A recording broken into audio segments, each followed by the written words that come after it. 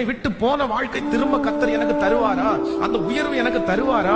அப்போ யோபு இந்த இடத்துல ரொம்ப அழகா சொல்றாரு, இல்ல என்னுடைய தோல் முதலானவைகள் அழுகி போனாலும் நானே அவரை பார்ப்பேன். அந்நிய கண்கள் அல்ல, என் கண்கள் அவரை காணும். சூழ்நிலைகள் சாதகம் இல்லாமல் போகலாம், உங்கள் சரீரங்களிலே பலவீனங்கள் வரலாம், நீங்கள் இழந்த காரியத்தை திரும்ப பெற்றுக் கொள்வதற்கு வழியே இல்லாமல் இருக்கலாம். அதற்காக இனி எத்தனை வருடம் உழைப்பது, எத்தனை நாட்கள் ஓடுவது, இப்படிப்பட்ட எண்ணங்கள் எல்லாம் இருக்கலாம்.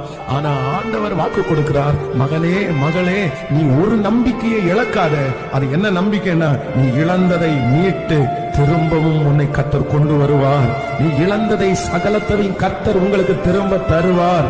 சத்தமாய் ஆமென் சொல்லுவோம். இழந்த எந்த காரியமா இருந்தாலும் திரும்பவும் நம்முடைய வாழ்க்கையிலே அது வரும்.